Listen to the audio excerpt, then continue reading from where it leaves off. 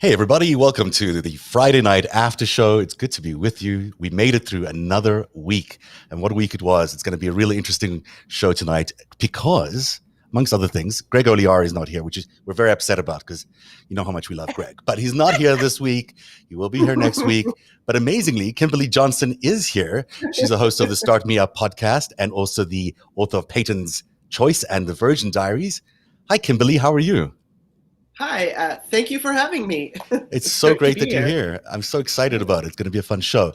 And LB's here in LA where it's kind of hot. It's hot again. It's hot I again. think Kimberly is too. It's hot Oh, again. you're both in LA. Actually, no, I was in LA, but I'm in DC now. And it's not hot now. Like finally we're getting some fall weather. It's just not cool, but it's like getting there. I love it. Yeah, there's a lot of heat issues in the South right now. It looks like we're in for a big La Nina summer or whatever, winter, which means a much warmer than normal summer. Winter. I'll get my seasons right. I'll get the fact that it's Friday right. I'll get all these things right. It's going to happen tonight. So how you doing, LB? You were on Kimberly's show this week. Yeah, I was. I did that. So that's fun. I'm doing great. It was. Kimberly and I have obviously followed each other, and we actually both knew that we have a sort of an old friend in common who's so there's these sort of pathways we cross. Yeah. Obviously, Greg is a regular on Kimberly's as well, and it's always fun to catch him on your show. So, and it's a great Kimberly's podcast. It's a great. It's a great podcast, everybody, because what I love about what you do is you also just sort of say, and by the way, so everyone, I'm going to spill some tea. So right before she records it, she goes, I'm not feeling all that well. And so I'm like, oh. And so I was like, okay, I'll just talk. And then I think I talked the whole time because that happened. And, I mean, you can fill airtime. That's the best thing. LB, you can just talk, which is amazing. It's an amazing skill set for someone in your business. So, so I promise you, at home, I'm like this. I'm like trained. I am. I'm just quiet, and people are buzzing around me, and I'm like, So well. Different. We're lucky that you're here tonight because there's so much to talk about. I don't even know where to start, but I'm going to just go with what I'm calling the Fab Four. Here they are. Oh my God! The January 6th subpoenas. This is what they decided to do. This is what the January 6th committee decided to. This is, by the way, Kash Patel's official photograph. I know. Is it like on this Wikipedia or something? Yeah, it's official. Like this is Kash Patel. Hi, everyone. Let me introduce myself to you. He looks terrified. It looks absolutely terrifying. Looks like he was literally just served. Yeah, which the expression is appropriate because it's been a hell of a week for him. But boy, that is something else. So they've decided to go with Bannon, Meadows, Kash Patel, and Scavino, which are an interesting group of choices. And why don't we just go through each of them individually because it's fun to do. Here is finally. This is, by the way, we've stolen this from Jim Stewartson's Twitter account, just to be completely transparent. Jim, thank you very much. I know you'd love to have us to share this, but we thank you very much for putting it up. Everyone should follow this the great account of Jim Stewardson, but also you'll see this full thread there, and you'll know that we stole it from him. But behind here, you see the letters that they sent Bannon, and this particular letter refers to the fact that he not only was present at the Willard Hotel on January 5th, which is the night before the January 6th insurrection, of course, but he was there to persuade members of Congress that they shouldn't block this. They should block the certification of the elections the next day. So we hadn't really known that he was around on January 5th, but we certainly had not known, I didn't know at least, that he was there trying to convince members of Congress to perform a coup, because that's what one does. This is amazing to me. I mean, everything that happened in the Willard Hotel is amazing to me because it's right next door to the White House. It is like the official guest Mhm. hotel of the White House. I would be really surprised if there isn't some sort of underground connection between those two places, because Probably. there's a tunnel area that they did build during the Obama era, because they need a tunnel, and it wouldn't be surprising if there's people going back and forth between the White House and the Willard. But even if there wasn't a tunnel, it would just mean like crossing the street. And everyone was there. This is an expensive hotel, like $400 a night or more. And you've got like every single major right-wing extremist person all staying there. So it's not really a populist grassrootsy kind of thing. It's more like a expensive night on the town kind of a thing. And they were all there for a reason, because apparently Bannon was there already on the 5th with members of Congress trying to tell them to, basically block the election count the next day. LB. Yeah. Any thoughts on that? I want him in jail. He really needs to be in jail. This guy has this man is so filthy in every way, and he is out to destroy democracy. He's got marching orders. I feel very confident in standing on very firm ground saying that, and it's not from any American. And no. he needs to go down. He really does. Yeah, he's a terror. He's a terror. And he has no principles. It does not seem like he has any morality at all. And his allegiance seems to be, at least to, if you asked me, I would say it looks like his allegiance seems to be to Beijing. But, anyone, you could take a pick of some other countries. Pretty much for sale. Yeah, I think he's been for sale for a while. I did a long time ago. I did quite a bit of looking into his work on the Foster, which was a Navy submarine, and he was a navigator, and the era in which he was in that, and that's worth anyone who wants to kind of look at where someone's origins might illuminate who and what they really are. Should look. I'll just leave it at that. Should look at. But it's a really interesting story. What he had to say about being there during the Carter administration and his involvement in some very delicate missions headed for Iran, that the ship turned out there was something compromised it, and they had to turn it around, and he had a fit. Mm-hmm. So he was part of the U.S. Navy on the Foster, and then he had to.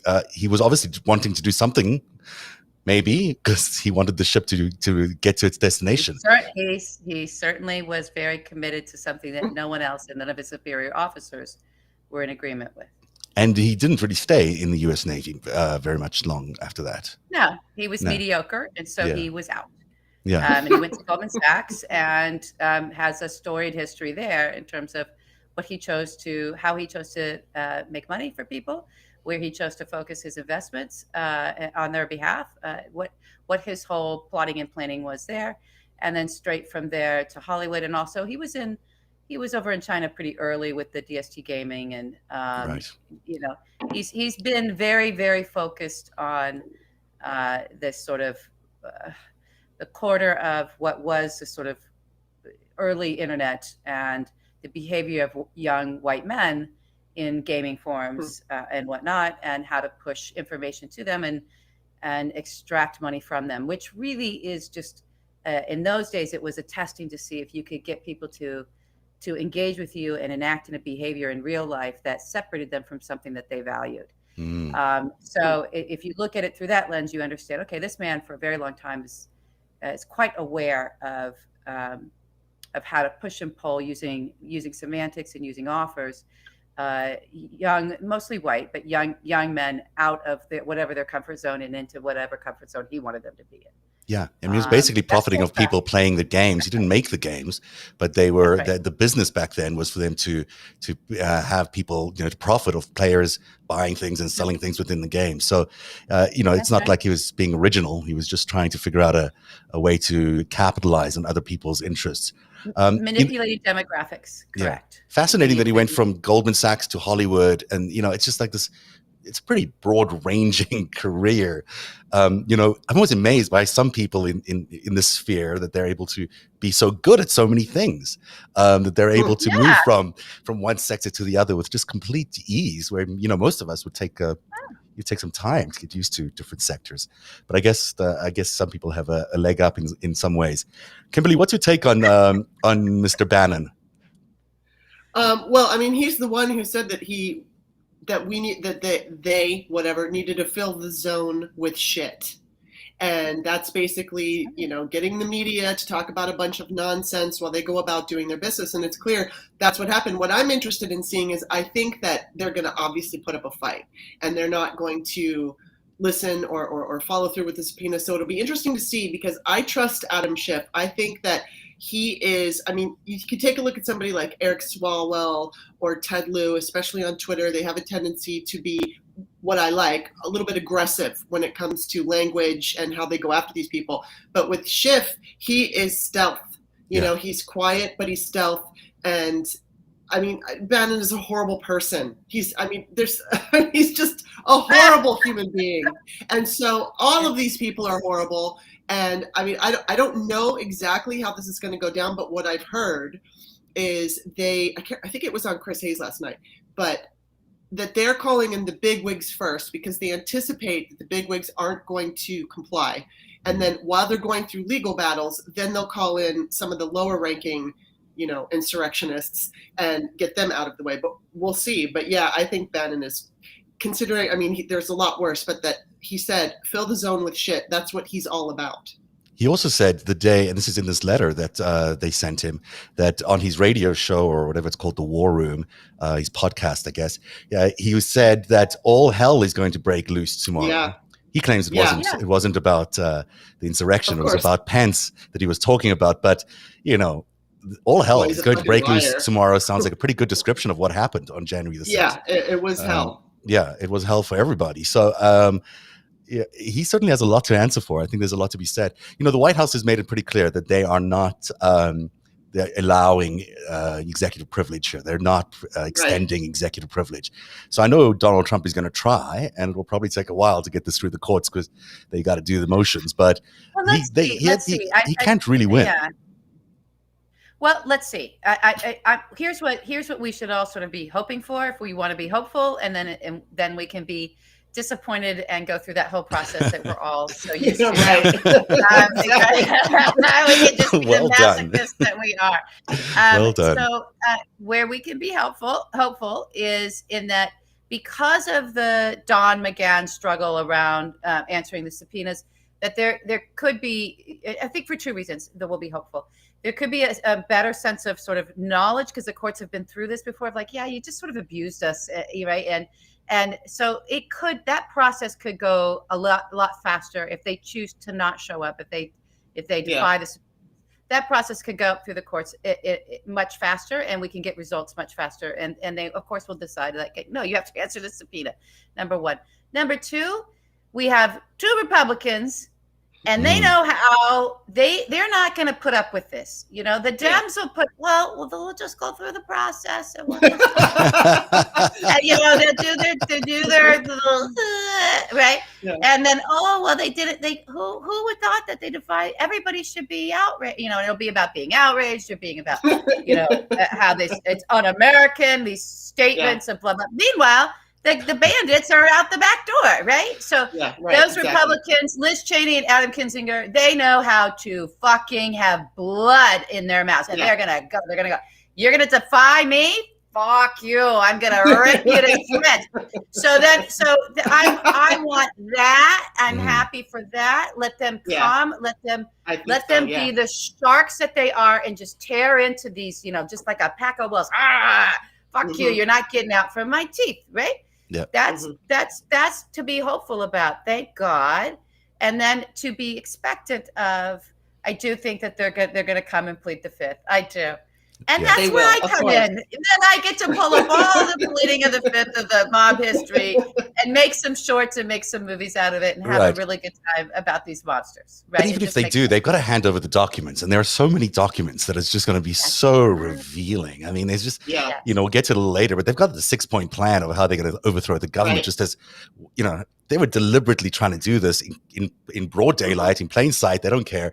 It just blows my mind away that that's how they decided to approach this. But you know, they can say First Amendment and they're somehow protected, and you're not. Sorry. Right, exactly. And they're white. So the Fab Four. Let's do another one of the Fab Four. Next up is Mr. Mark Meadows. Look at this picture of him. I love it because he looks. You know, he's just a beaten dog. He's not. He's actually leaning on a giant pillar outside the White House, looking very despondent in that picture. So that's the look that he's got. He's got very red eyes as well. But that's because they say here that he has been reported that you were engaged in multiple elements of planning and preparation of efforts to contest the presidential election and delay the coming electoral votes. So that's a big deal because he's the the chief of staff. So he's not just some Joe Schmo. He's the guy in charge of running everything for the president in the White House, and that makes him pretty significant if he's the one who is planning and preparation. That's a lot of efforts to contest the presidential elections. And we know he did some of that when he was on that phone call with Raffensperger in Georgia. But boy, this looks like they've got some details that look damning for Mr. Meadows, who's also not the world's nicest guy. No. Well, I want to ask you guys. I mean, what do you think is going to come of this hearing, of these questioning all these people? In the end, what will be the result? Can you guess what that's going to be? No, I can't. It's nothing. It's as much as I said that about those war dogs. It's nothing without the Department of Justice. Right. That's what I was wondering. In terms of consequences that I can see. It just here's what happens though. It does liberate a lot of minds. And I know it's like, well, those people can't be convinced and it'll be like a witch hunt or, yes, there's a portion that it just will never come out of this. Their brains are scrambled and they're gone. I continually say that. But it will do things for us in the eyes of the world that are very important. It'll, for us and for our national security, frankly, for our national security, it really, I do think that there's a tie into that. It'll make and hopefully we'll get some of this out of there, but we do have a domestic terror issue in this nation that it's really bad. And I'm hoping that it will take some air out of that a little bit, at least helping contextualize for the people who like us, but especially the people who are in the mainstream, where they're carrying these talking points from the Republicans and from the domestic terrorists without even knowing they're doing it, or they know they're doing it, they don't fucking care. I think they'll care, right? And so we'll get some different kinds of reporting around all this. And for history, it'll be important. But without the Department of Justice, I don't think that there's going to be consequences beyond that for any of these people.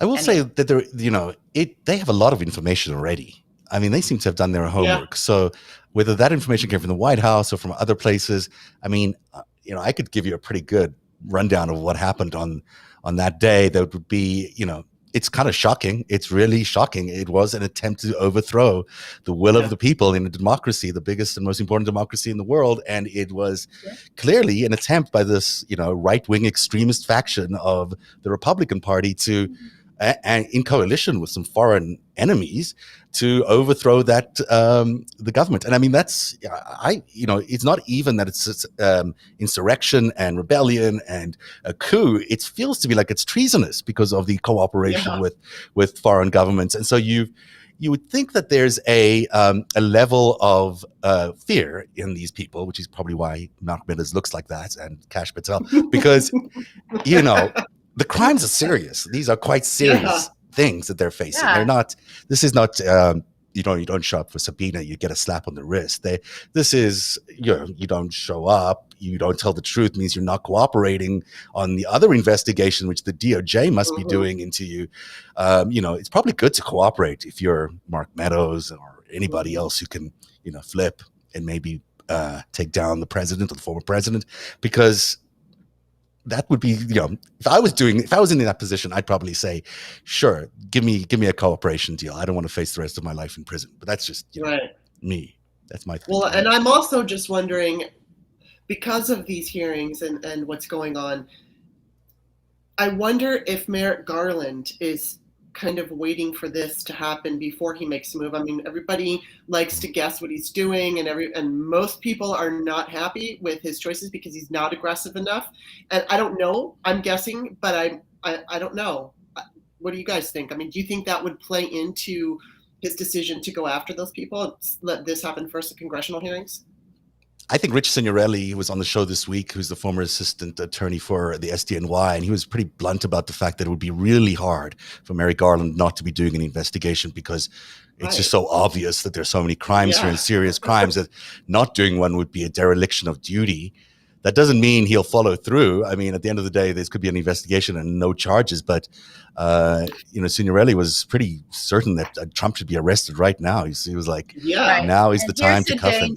If that is a factor and the commission doesn't go anywhere, it doesn't produce anything meaningful because they're thwarted for one reason or another. I shudder to think what the momentum of that onto a scenario for the Department of Justice if they are paying attention to it, because there's so much fear. This is my guess. I don't know this, but it feels to me, and my read on it is that there's so much fear to appear partisan that actually this sort of inaction. I do think it's connected to that, and I did a tweet that there's one of the things that went viral of like that's actually the most partisan political thing in the history of this nation. If we refuse to actually pursue justice for crimes like this, for the most powerful that were conducted by the most powerful of our society, and right, and especially of our government and government positions of trust, because of a fear of being political, is actually an incredibly political act. Oh yeah. So this is the crime of the century. This is the worst thing that's ever happened in America, and suddenly, really is. And you've got us not doing anything to enforce it. That would be a really difficult, horrible thing if that happened. What do you think is going to happen, Kimberly? What do you think the end result of all of this is going to be? Honestly, I don't know. I mean, I'm hopeful. Like I said, I think I trust Adam Schiff. I think that he knows what he's doing. But it's like what LB is saying. The Democrats want to do the process, and I don't know. I think they're pretty serious this time, and I do believe that it would be beneficial.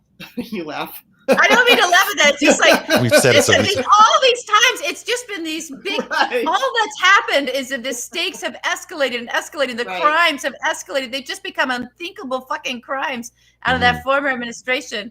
And we keep hoping that everyone's going to take it seriously enough this time to actually do something. And it's not that they're not taking it seriously. It's just that they get thwarted and they go, "Oh, I guess we got thwarted." Oh. And people forget. Time. I didn't mean to roll over you, Kimberly. That was why I laughed, because it's like it's that thought of like this time maybe. Yeah, well, that's where I am. I don't know. I have no idea what's going to happen because we've been watching this unfold ever since Trump got in office, and it's been horrifying. And so many of us thought, mistakenly, that when Biden won, I thought that the Republicans would say, all right, we need to roll back. We need to go figure out how we're going to reposition ourselves. But instead, they've just become full on fascist Trump, white supremacy all over the place. What are you supposed to do with that? And if the Democrats can't figure out that they have to fight fire with fire, it doesn't mean that they have to break the rules, break the laws, but they have to be aggressive. And I mean, just like you were saying on my podcast the other day, they have to take action and they have to be aggressive. Do I know what's going to happen? I don't fucking know, because like I said, I watch Adam Schiff and I think he's a badass, but I don't know but I know the Democrats who are on this committee are serious. And I do think Liz Cheney, which I don't love her, excuse me, my throat is off today. But Liz Cheney, I think she and Adam Kinzinger are going to be beneficial in this because, like you were saying, they're Republican, they know the game, they don't play. And even though I don't like her, I'm actually really glad she's on this committee. She does have a look in her eye. She's that right now that's quite determined. I mean, she's focused and serious about this. Yeah, they fucked her over, and she doesn't like what they're doing. No, she doesn't, because she knows what they're doing. I mean, she's deeply connected. Oh my God! The legacy that she comes out of is like, exactly. These are the people you don't fucking cross, right? It doesn't mean I'm agreeing with it or anything. It's like, don't cross those people. I mean, right. you know, in his day, Cheney was the most dangerous person in the world. Her dad. So you know, she's connected. She's certainly connected. She knows what's going on. Let's do Mr. Cash here. Oh my God. Too much. Oh, I feel It's bad his official laughing at photo. someone's face. I don't know, but it's his official photo. I, It's I official. know it's. I know we shouldn't laugh. We shouldn't laugh, but there it is. I'm gonna laugh. It's just it just that he looks so scared. So there is substantial reason, says the committee, to believe that you have additional documents and information relevant to understanding the role played by the Department of Defense and the White House in preparing for and responding to the attack on the U.S. Capitol, as well as documents and information related to your personal involvement in planning for events on January the 6th and the peaceful transfer of power. Personal involvement. I wonder what that could be, because you know there's all sorts of rumors swirling around this guy. But you know, let's pick up on the first part of that, which was preparing for the DoD. You know, this is the Chris Pentagon. Miller's boy. This is the Pentagon. Yeah, yes. He's the chief of staff for Esper at the time. I mean, it's like, oh, okay, that's serious. This is serious because this is a great one because I'm sorry. No, go ahead and finish your thought. Yeah. Go for it.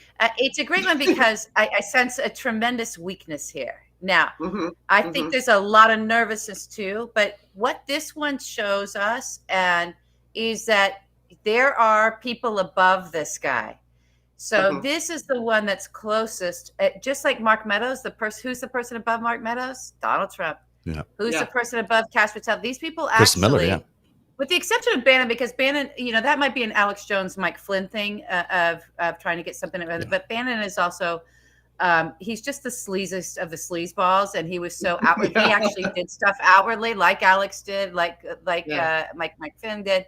So this is a one way. But I would say in terms of radicalizing people and stirring up the crowd and getting people there and being part of the organization, you have Ali Alexander and Alex Jones sort of left above what Bannon's involvement might be, unless Bannon was in there feeding around with Flynn. Bannon's job was really to get Trump to do what he needed to get Trump to do it. So then you have, and he's got a lot of operatives underneath him that can be probably more directly tied. So if I look at all these things, you know, because of what I do, I'm like, okay, who are we rolling up towards, right? Are we? We're starting sort of we're starting at the lieutenant level. We are, and get into the generals here. So with Cash, it's Chris Miller, and it's what was going on in the Department of Defense. This is also about what was the plan around the National Guard? Why was that? Why was the National Guard, as well as the Pentagon response, held back for as long as it was? Right. And he was involved in all those calls. You know, those calls on that day. That's the lane to get that information, to start getting that out. And if you can get this guy to turn, I don't know that he will. You know, I don't know. He's an operative. If you can get him if you can squeeze him a little bit in some way, or just at least show his comms and try to get a response to it or something, this is a pathway to the next level. Now they have information again, because this is a Department of Defense thing. They can get the documents. You know, Biden has probably provided the documents already, so they know what happened on that day. They just want him to come and explain what happened on that day. Even if he doesn't want to plead the fifth, they'll still tell everybody what he did. Put a face on it. That's a hell of a face to put on it. It is. It is. But you know, it's literally the generals. You talked about he's a lieutenant to the generals, but it's actually imagine that face asking these questions. Imagine. We shouldn't be making fun of him. Come on, it's not right. Sorry. But it's terrible person. But it is literally generals. I mean, it's not. We should underline this point that these are generals in the American military. They're, you know, these are the people who run the world's most powerful military. And he apparently was involved in the preparation and planning for a coup attempt. Yeah. Well, these are civilians. These are the civilian appointments, yes, right? So running the DoD. Charles Flynn, that's his first name, right? Mike Flynn's brother would be the side of that where you're actually talking about somebody who's active. But in terms of it being at the Department of Defense and involvement of even though it's the civilian side of running it, of our military, right? In terms of the authority of that, the lane of that. Yes. Yeah, well, remember this was the 5 people Trump decided to like throw in there in the last few weeks and freaked everybody out because there's some crazy people in here. There's General some nutbags, but that McGregor, Ezra Cohen Watnick, that guy right there, he looks like a nutbag. Yeah. That guy is the guy that we can hopefully squash. That is also in this path of the Kashkatal path. I hope so. And this is a Kushner guy as well as a Trump guy. He was a Bannon lackey as well. And in terms of, I don't know if you guys remember all that, but remember when Bannon was like head of the national security? Right. Okay, so that's a really good point. You're making a really important point here. Yeah. Go ahead. Wow. Yeah, Nate, because this is what he was fired, or Bannon stopped him from being fired from the National Security Council. Everybody's protecting this motherfucker, and Jared liked to travel with him. This is the most protected guy in the little house of Trump and Kushner, and how they ran that. This guy is so protected, and he gets moved into these key positions. Who is he? Where did he come from? What's behind this guy? Did he negotiate the peace deal? The Jared peace deal, wasn't that him as well? Like he did some big initiatives. Very interesting. A lot of stuff with Bibi. Who the hell is this guy?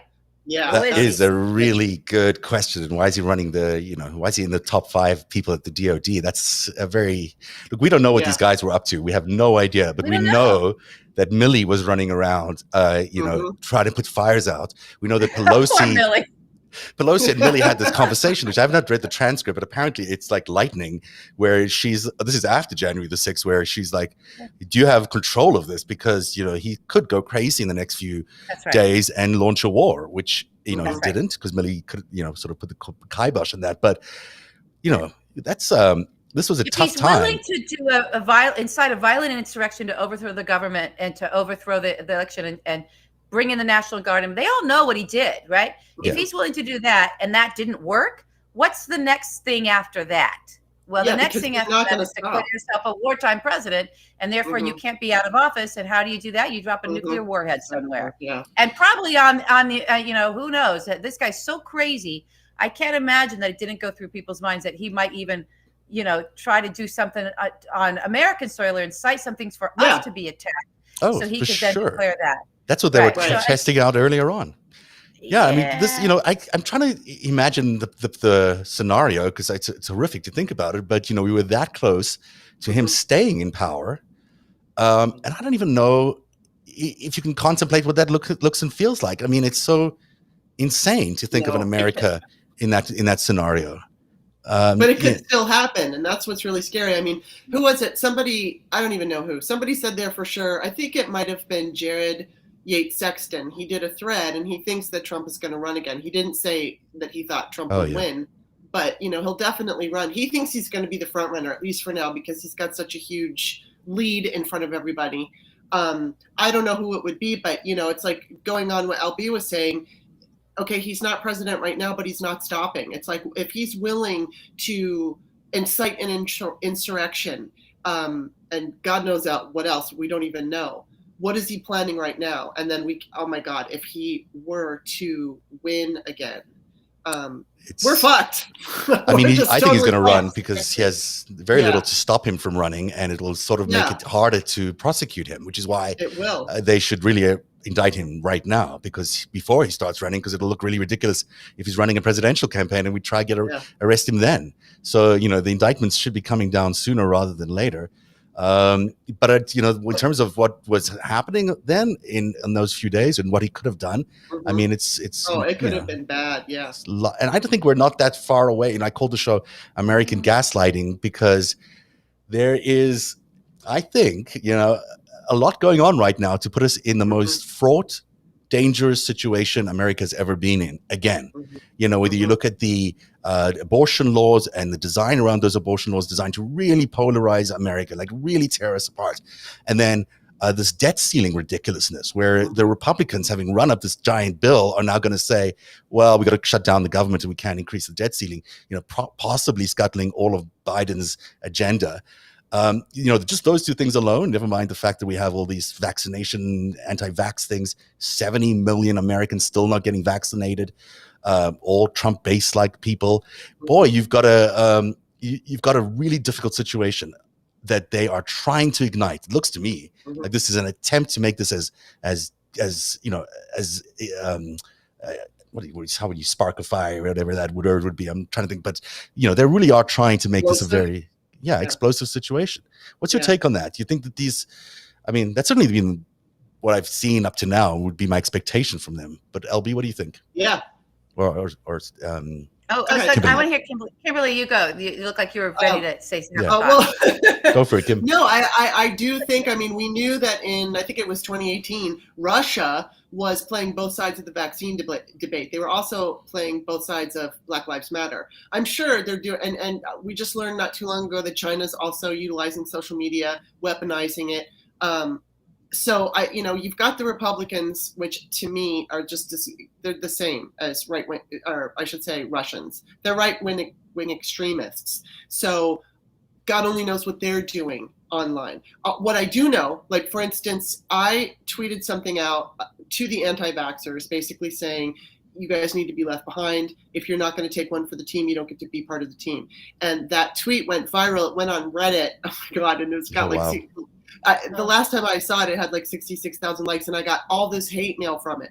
And it was hate comments, hate mail. And of course, what they were doing was using gender, calling me a whore and a slut, and they weaponized it. They took something totally and they weaponized it. Yeah. Yeah, and so I think it's only going to increase. And so not only do we have to deal with right-wing extremists in this country, whether it's the Proud Boys or any of these groups, and whatever they're doing online, we're also dealing with foreign adversaries that are helping to make it even worse. So it's not even over in their country, but their whole goal is to destroy democracy. And it's frightening because we're all on it. We're all on social media. We live on it. Mm-hmm, mm-hmm. It is. Yeah. Absolutely.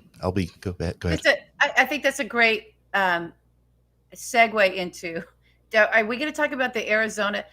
Yeah, we can. We can talk about anything. That's so great. I have to take a break in a bit, but break. No. Let's talk about that, and we'll talk about Scavino. Then we'll take a break. Go ahead. Yeah. Okay. Great. I just want to say we'll come back and we'll talk about this, but I think everybody needs to, and I think it was our buddy AG that was like, stop making fun of this Arizona audit. That was a good tweet. And I've been trying to raise the flag as well, and Dave Troy did as well. Like, this is a data harvesting in a way that is really infringing on our privacy. And no one's standing in the way of it. And we need to. This is a real problem. You don't want these. It's who is the information getting? This whole audit system is allowing one political party, state by state, which then they felt push up to the national party, that is also embedded with domestic terror right now, to have our names, our addresses, how we vote, if there's emails on there or anything else, or just your physical address, it's not hard to get to people's IP addresses. It's not hard to get to their Facebook profiles. It's not hard to get to the core of their data and start really fucking with people's minds, as well as terrorizing people if they are folks like us that have a real voice. And we already face a lot of terror. Kimberly's telling you about the kind of stuff that she gets. I get a tremendous amount. Zev, you get a tremendous amount. And we're still out here doing this, not because we're brave or anything, but because we kind of, I don't know, you get a little tough skinned about it. You get a little thick skinned about it. I don't know why, but you get a little thick skinned, but it doesn't make it any less dangerous for us. And for that to then go and be spread across anybody who doesn't vote the way that this domestic terror party wants you to vote, and they can hunt you down. I don't like it. This is not.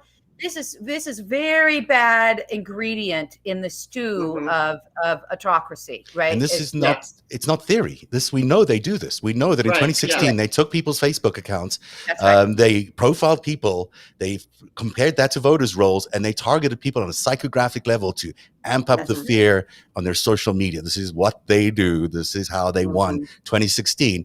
Now they've got all this data from all these Democratic voters in Arizona, and now they want all this data from the biggest biggest counties in Texas, just Democratic counties, just the urban ones. What are they doing with that data? They're obviously going to use it to attack people with psychological warfare. It's a significant thing, and we can't let it slide. You're absolutely right, LB. And Kimberly, your points are exactly they build so well on each other, because you've got the social media battlefield. It's nothing other than a battlefield. We are at the front lines of a war, really, when you're on social media. And now you add on top of that the psychographic warfare and the psychographic information. Boy, that's a really terrible situation. Yeah, it really is. I want to say this one thing about it too, is that I know that for some people, when we bring this up and we touch on this area, if you're someone who still thinks fax machines are magic, right? That this all sounds like a magical conspiratorial talking.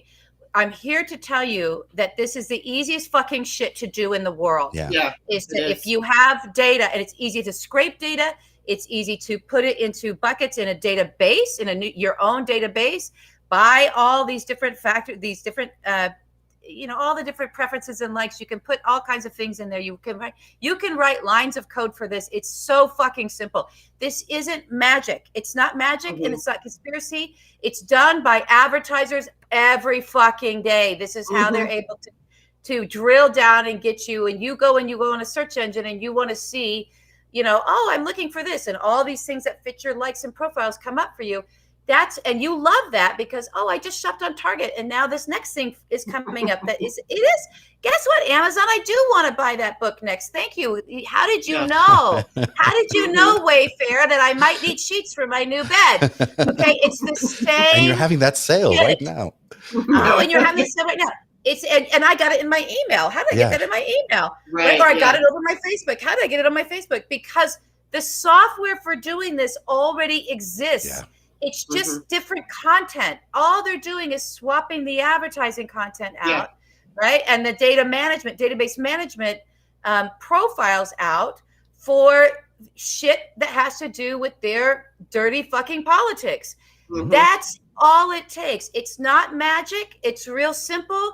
We've had these tools in the marketplace for years and years. Guess who actually, for many of them, provided the funding into the startups so that they could get developed? The fucking Kremlin.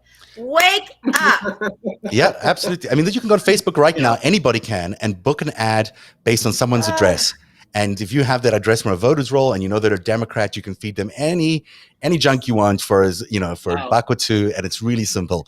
This is not theory. This is not science fiction. This is happening. It's happening. We can track it happening. Yeah. And you know what? Here's the deal.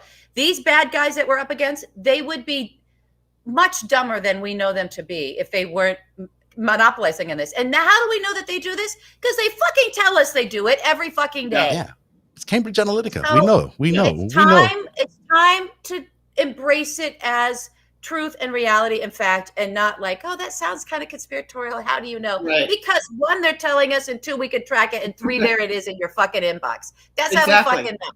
And get off Facebook. Honestly, I mean, get off Facebook. There's no reason to be on Facebook. I mean, I still have an account to which I'm being a bit hypocritical, but I don't ever go to it. But I think, get off Facebook. They are tracking everything. They'll revitalize your account. I deleted my account twice and it's still up. But they track everything you do. They track everything you do on Facebook, whether you're logged in or not or whatever. They're just tracking you, and they know everything about you, and they'll target you. Not only on Facebook, they know what you're doing on your phone if you have Facebook on your phone. Yeah. They know what you're doing on your computer if you have Facebook on your laptop. Right. They know it's if that app is on your device, if the Facebook is on your device, they are in the rest of that shit. That's what they do. And this is proven and it's known. So that's just Facebook. Back to the voter rolls. Yeah. It's like, this is why it's important to have privacy laws around our data. This is why we need to apply our privacy, and especially where it is enshrined in the Constitution, in amendments, we need to bring it over and stick it onto the world of data. It's been long enough. It's been 20 years that this plus that this shit has been going unregulated, beyond the laws, beyond the rule of law, and invasion of our privacy. And it needs to stop. We need this to stop. And now. we should shut down Facebook. Facebook is a criminal That's right. organization. It should not be It is. operating. There's a massive lawsuit that's going on right now that proves that they have just been the most dishonest, terrible organization ever. You can't trust these people. We could be okay. We'll be okay without Facebook.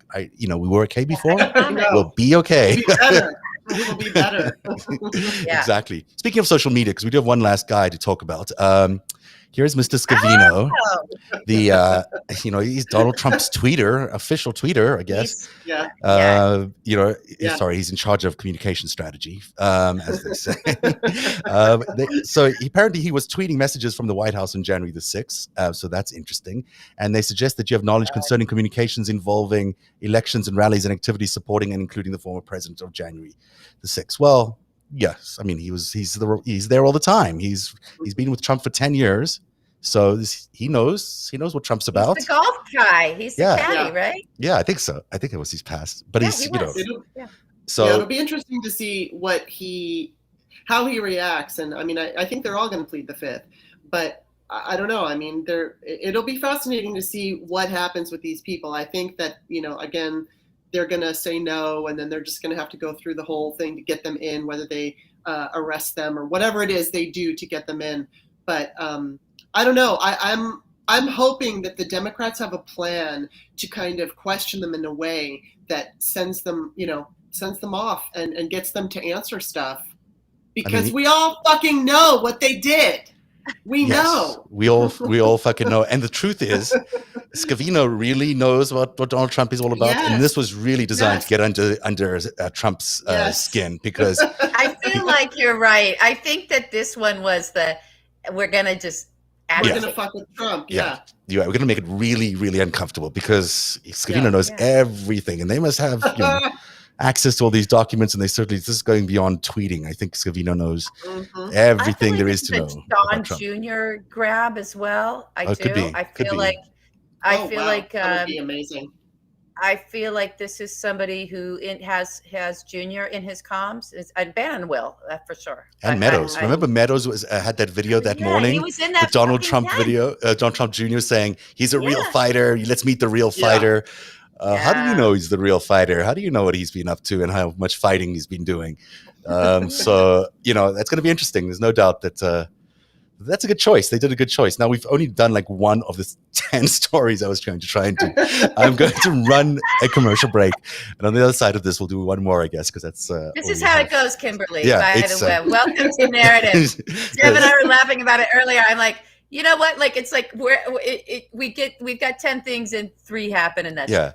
I get to this was meant to be the first block, and then I was running the commercial break at 15 past, but now it's 10 to 8, and we'll be right back. We've got a special sponsor today. We want to thank Mural Guys Canada for sponsoring the brand new mural for our set.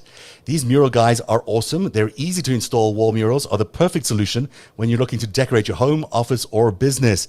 You can add drama to your interior, create instant accent walls, and get a completely new look in just minutes. Peel and stick wall murals from Mural Guys Canada are self-adhesive and allow you the freedom to decorate your home with absolute ease. Just peel, stick, admire, and enjoy. Murals are easy to install, and if you make a mistake, you can easily remove the panel and reapply without any mess. Wall murals are durable, washable, and printed with long-lasting, fade-resistant, eco-friendly inks, 100% made in Canada by really nice Canadians. Have an idea for your custom mural that you want? Custom layouts and design are free. That's amazing. Make your space stand out with a unique wall mural today. Contact Mural Guys at muralguys, M-U-R-A-L, guys.ca. That's CA for Canada. And if you use the promo code NARRATIVE, NARATIV, you'll get 10% off. That's muralguys.ca, promo code NARRATIVE for 10% off today. And we're back. And this is the mural. It's actually, let me see if I can get it up full screen for you. Because it took me a while. This was not that easy, but to be honest, but it looks very nice, doesn't it? It's very cool. It's world map-ish. Yeah. So it's very, it's a little grown up from my last attempt at a set. So I'm pleased to have it. And thank you, Mural Guys Canada, for that. I wanted to do a little bit of, because we've been covering the Charles Bowsman story, and I promoted this. I'm going to do this quickly, and then we can move on. But there's this what I believe to be a Russian disinformation agent who was operating out of Pennsylvania for 2 years, beginning in 2018, and then after the January the 6th insurrection, he disappeared. He ran a news site called Russian Insider, or Russia Insider, which was a pro-Putin, pro-Russia, anti-US propaganda vehicle for that period of time. He considers it a movement. He didn't consider it just a publication, just an online publication. He had this barn that we showed you on the show where he held meetings for neo-Nazis and Moonies and anyone else. And then 3 days before the insurrection, held meetings on the same day that other people were in town for talking about the insurrection. So he is a Russian disinformation agent, or a leader of a movement, as he describes himself, who's taking part in planning the insurrection. And now we know he was also at the Capitol, because we have actual video of him at the Capitol. So I'm going to play you some video that were these open source researchers who have gone through every little bit of tape in the entire world. They're so good, but they went through every camera, every surveillance camera, every feed that you could find, and they have tracked everybody that's been arrested basically up until now by the FBI, and they were able to find Bowsman. That was the challenge, and they found him. And I'm going to play you some tapes so we can take a look at who this guy is and what he was doing on January the 6th. And this is, the start of this video. I let it play a little bit because I want people to really see what was going on. The Capitol Police are running away. Chairs are being flung.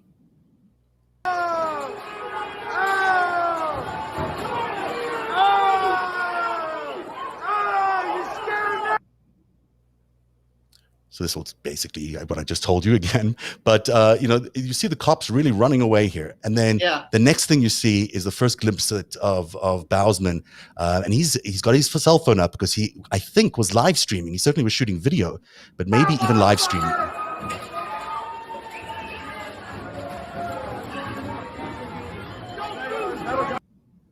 There he is. That's a good arrow.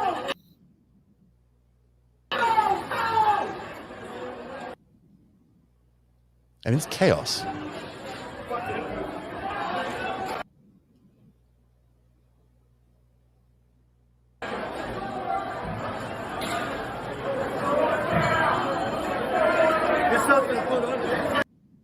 And that's the shot that they were able to identify him from. Yeah, it's really, really amazing that camera got that. Wow. That's him again. This is another camera finding him, and he's just going around capturing everything.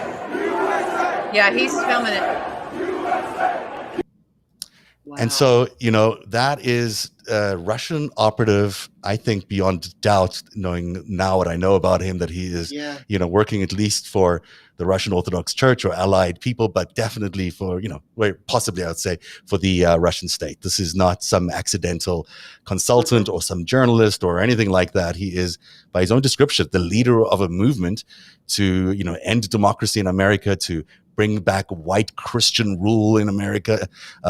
This is not, These are his words too. Those are his words. This is his thing. Yeah. I've, I'll play you the tape on a future show, but I sat through an hour of him just yesterday, just being stunned at he's a Holocaust denier. He's a racist. He's a pro-Putin. He's very involved with the Catholic Church. He believes America is responsible for 40,000 deaths in Ukraine because of the invasion. The Russians, so Russia invaded Ukraine. That America is somehow responsible for a proxy war that claimed 40,000 Russians.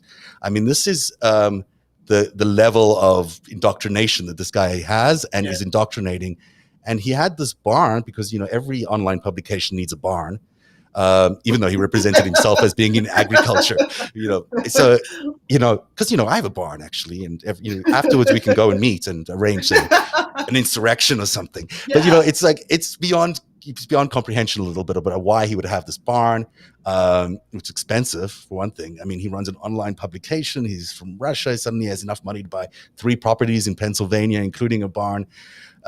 Invites the neo-Nazis over to throw their launch party for the National Justice Party. He's and then involved with the Moonies on a very local, significant level to stop the steal in 2020. So he was out there with the Reverend Sean Moon on a regular basis, trying to convince the good people of Pennsylvania that they should overturn what was a stolen election. And then, of course, there he is on January the 6th. So it's interesting as we talk about the whole thing. The whole day has been interesting because we've spoken about Scavino and Bannon and all these other characters. And then you land up with a Russian operative on the Hill. It's he's in Moscow now too. Everybody, he fled. Yes. Oh, wow. And didn't pay his taxes. He just left his house. And Michael Hayden, who's been doing some great reporting on this, reported. Michael reported that they left the Christmas lights on. They had to have their friends come down and take the Christmas lights. We now know they didn't pay their taxes, so he's gone. He's not coming back, probably. And because he's American-born, he was the son of a Associated Press bureau chief in Moscow. Wow. He could come to America, kind of, because he's American. He's got an American passport. He's got his kids an American passport. So, it's great for the Russian intelligence services or whomever to send him over because he's American. It's not really hard to get him in here. So, boy, this guy's interesting because he's not alone. Obviously, there's other people attached here, which will come out in the next few weeks. But this is the people that gave us 2016. These are the same people who gave us 2016. These are the same people who gave us Donald Trump in the first place, and they're still at it. There's no doubt that they're still. Bannon is still in there. They're all still in it. They're all Roger Stone, Alex Jones. I mean, you think about the list of people. Rudy Giuliani. We haven't even spoken about him today. He's banned off Fox News. So, I mean, it's the same crowd. And his son. And his Gary Busey-looking son. Yeah. Would you ever imagine today that Rudy would be off Fox News?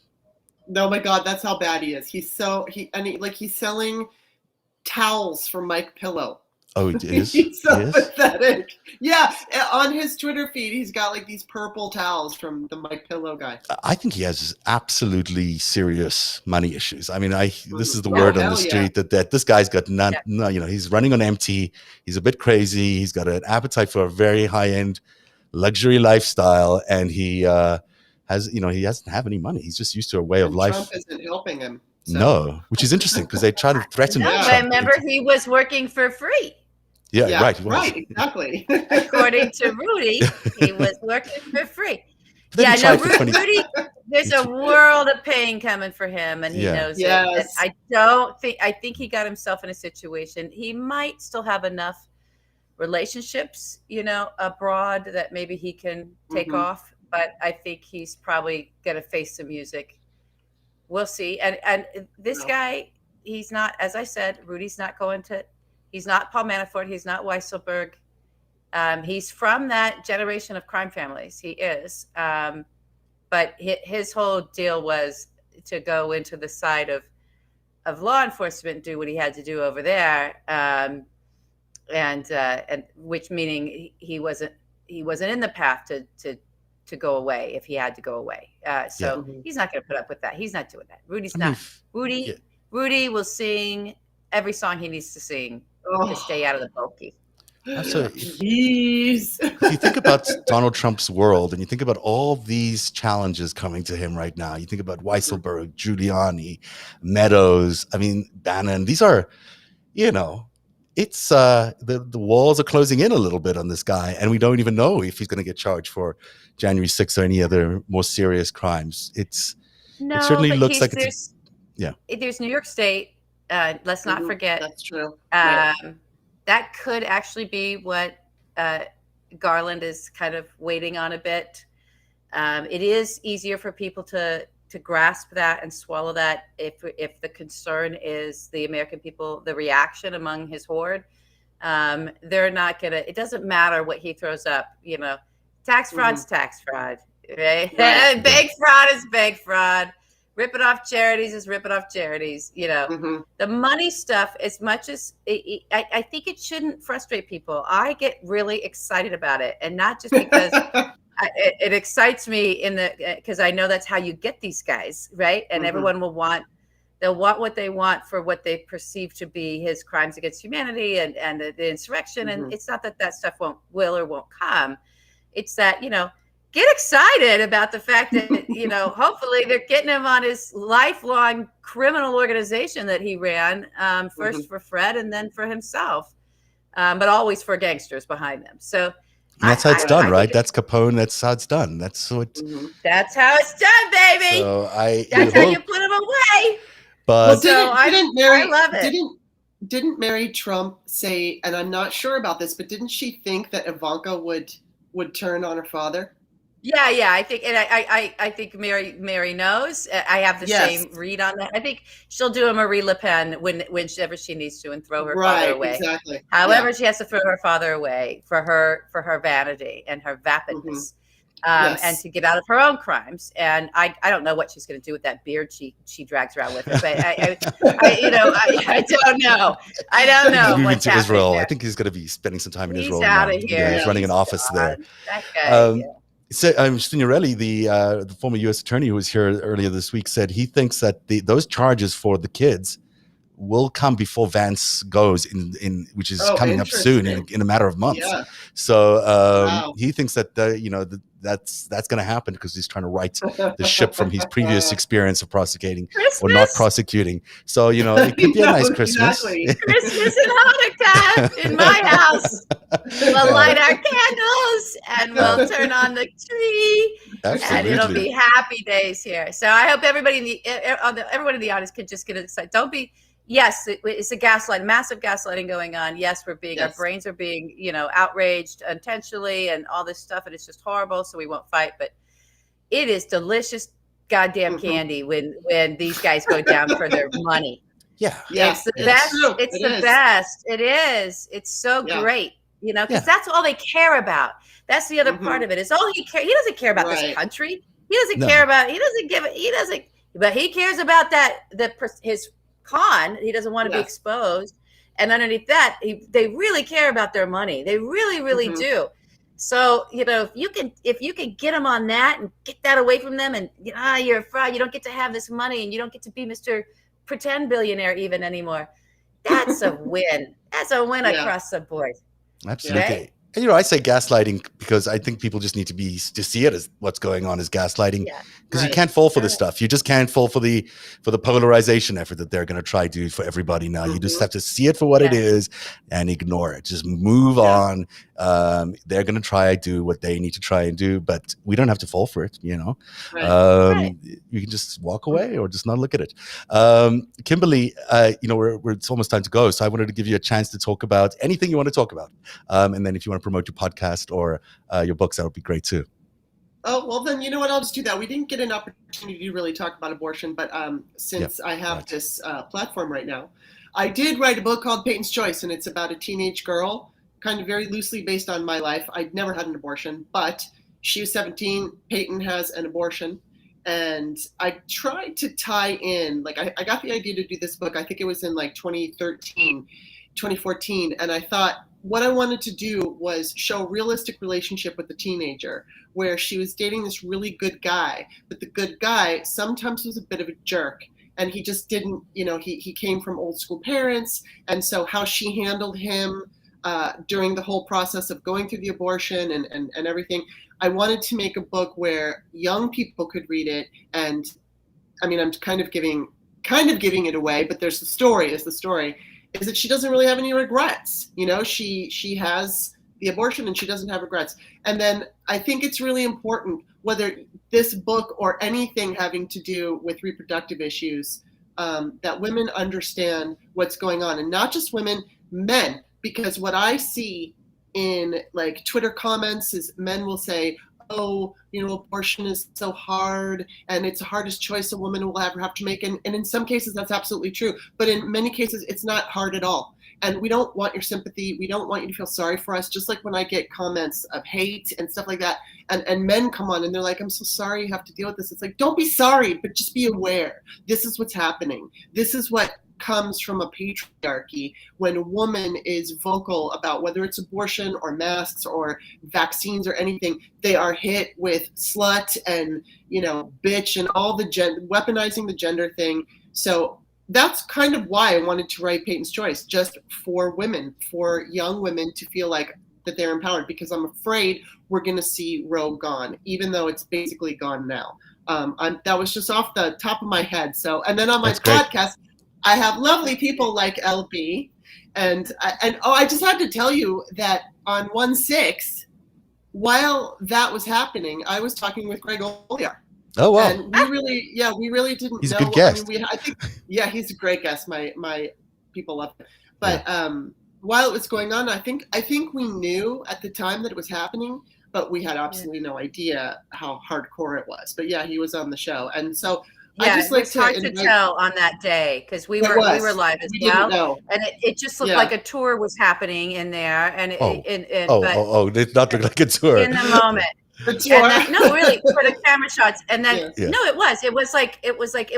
was clear they invaded, but it also the only pictures we were getting were the Capitol Police moving the guardrails, if you remember that, and letting people in, and they were walking through, and then they were walking out, and it's like, what the fuck is going on here? Yeah. So we didn't get to see the tunnel. I have to say, we weren't seeing that stuff. Yeah. Yeah. I actually tweeted at like 3:00 that afternoon, like an hour after it started, that Donald Trump needed to be impeached. And I think I was probably the first person to do it that day because, you know, that guy that was a reach. That was a sure big reach that day. But it wasn't clear entirely how deep and troubling the whole plot is. Even now we're learning all these details. Weeks and weeks later we knew about the planning. We knew about the planning. We knew the violent rhetoric, but they're always planning and plotting and doing violent rhetoric. Right. It was like, you know. We didn't even get to the 6-point plan today, which we were going to do, like the 6-point plan to overthrow the government. Like it's written for dummies. It looks like it's written for dummies. It's just like, here's Donald Trump. This is how you're meant to try and overthrow the government. It's for Mike Pence to try and steal the election while they're counting the votes. It's nonsense. I mean, it doesn't make any sense. But they had it written down, which is a bad idea. You know, if you're going to do a coup, keep it secret. So the podcast is called Start Me Up, and the books are called Peyton's Choice and The Virgin Diaries. And Patreon is. Find my pod. It's patreon.com/startmeup. Okay, great. And they find your podcast everywhere. Is that right? Yeah. Wherever you find yours. Yes, everywhere. And LB, I'm not going to ask you the question again, so I won't ask you the question again, but one day soon we'll have, one day, not so immediately soon, but in the future, we'll have your next great series for The World Beneath. Anything else you want to say? Yeah, my next season. No. I want everybody to take care of themselves. Yeah. I had an equestrian moment on Twitter. I haven't done that before. And if you guys want to check that out, I'm probably not going to tweet for the rest of the night because I have to get back to work. But, you know, I had a reaction, a very specific reaction to the specific word of Border Patrol using the word safety for the safety. And so if you read that tweet, know that I'm reacting to that literal horseshit, that it somehow was safe for the horse and the rider and the people around. To make those moves. Those are. Let me tell you that's not about safety. It's fine. Have it be whatever it's about. Say what it's about. Don't play the safety card. Yeah. No. It's not safe for any of us to even look at those pictures. Never mind the people involved and the horses. And I have no doubt, as horrible as the pictures are, I think that there's a lot of. And as horrible as the situation is, there's a lot more information that needs to come out before anyone truly judges that. But I don't need any more information about what position they put those horses in. And it's not that I'm standing up for animals over human beings. It's not that at all. It's that don't play the safety card. Those men didn't even have helmets on. I don't want to hear about safety. This is this is toxic cowboy culture. And if you want to come at me about that, good luck to you. You have no idea what I know about toxic cowboy culture and legitimate cowboy culture and the PBR and all the rest. Come to my doorstep. We will have a chat and I will educate you and on all that there is around horsemanship. I really will. I don't want to hear it. I don't want to hear that. That is a lie out of Border Patrol. And that needs to be, that's what needs to be investigated. Because here's my fear, just like the magic of fax machines and the magic of data. If it's just like I'm sorry, guys, I know we have to go off the air, but this is my rant. This is my rant. Rant away. This is my rant. I finally found my rant for this episode, and this is it. So this is the same thing. My fear is that the investigation around that, just that circumstance, that they're going to hear from the mounted patrol that the reason they were swinging their long rein around and doing this, roundabout, it's like unbelievable. It right at the horse's fucking face and to the people, right? That was somehow for safety. Don't just go, oh, well, they must know because it's their horses. Fuck no. Bring in equine behavioral scientists, bring in vets, bring in people like me who have 5 decades of horsemanship. Bring us in, and we will educate the fuck out of you about how you actually treat a horse and the kind of situation that putting the horse in. This is not cattle. These are human beings. It's a very, very different situation.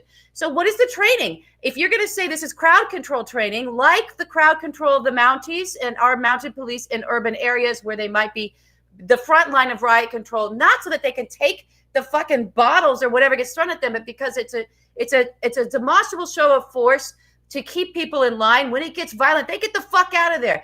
But the horses are trained, just like war horses were trained. I had someone come at me because I mentioned dressage on there. You better, whoever fucking did that, I challenge you to go and read the history of dressage and find out what the fuck a dressage horse is and why the dressage horse moves the way they move and why they are judged by every single one of those fucking moves. Right? And how that gets scored and the level of difficulty and why they have that level of difficulty in the first place and what those horses are really capable of and what happens to their brains and why they have to be trained the way they have to be trained, right? They have different brains than other horses, even of the same breed and the same bloodline, because they're trained in a very specific way. So in order for a horse to be able to manage a crowd of human beings who are desperate and who are chaotic, right? And the goal is to herd the human beings as if they are cattle, as if they are another herd animal, as if they're another prey animal, rather than a predatory animal with different. The horses are very sensitive. They know the difference. They know the difference of what the situation you're putting them in. So how the fuck do you train them for that on that difficult terrain? Are you bringing human beings into a barn and training the horses how to round up chaotic human beings? I would like to see that training. I would like to see where the license is for that kind of fucking training. Bullshit. They were trained for this, and bullshit that was a safety move. That's what I'm horses. Talking about. You got vehicles. Use your vehicles. Even if you don't, even if you can't bring the vehicles into that terrain, you don't do that with a long rein on a horse to herd human beings. You do not do that move. That is the least safe thing that you can do. That is the most dangerous move you can do. That horse will go into fight or flight mode unless it's been specifically trained in that. And I want to see the situation. The horses as well. You're terrorizing the horses. This is not cutting. I saw people saying this is cutting. Don't come at me for cutting. I'm not an expert in cutting, but I can point to the biggest motherfucking cutting barn and the fucking stock contractors that supply it at the highest level of that sport. Do not come at me with this. I'm not that people are, but they were on Twitter. So this is what horse Twitter needs to rise up. It does. It needs to come up and come to the fucking conversation and get in the discourse and talk about how fucked up that situation is from the perspective of care for the horse and safety for everybody, safety for the rider. My God, that was so. And then we can get into all the other stuff. I am this way about this because this was the excuse that the Border Patrol put out on Twitter and then continued to be reinforced. And people were reinforcing it, having no idea what the fuck they were talking about.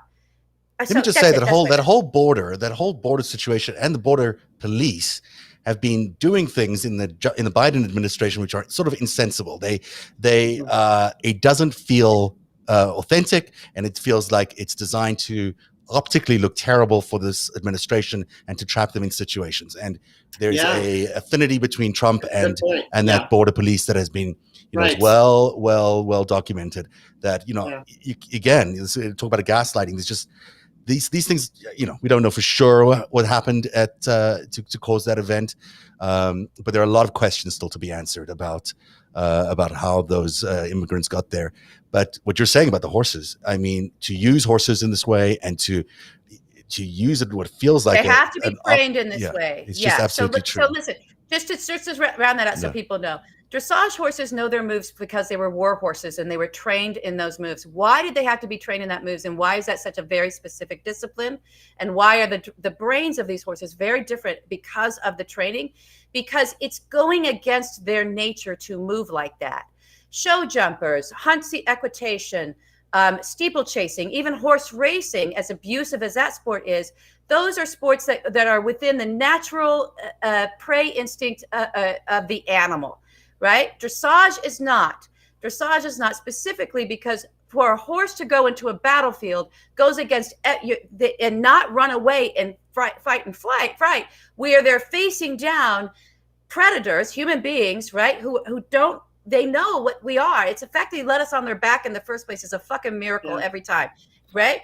So that's why those moves are the way they move, and that training is the way it is because it was born out of a use of a horse in a situation where they would normally run, right? Because they have that instinct, right? Because they're prey animals, they're herd animals, and they're the oldest mammals that we have. They're the most ancient. This is ancient DNA that through the training you have to get their brains into a different place so that they can actually do this. I had no idea about any of that, but that's amazing, LB. Thank you for sharing. That's really interesting. It's the same thing with if you're going to put a horse in a crowd control situation, same kind of very careful training. You don't put a green horse in there. You don't just grab a rodeo horse and shove a rodeo horse just because you wear a cowboy hat and you're going to go around some difficult terrain and think that horse is going to be able to manage that situation of herding human beings like cattle.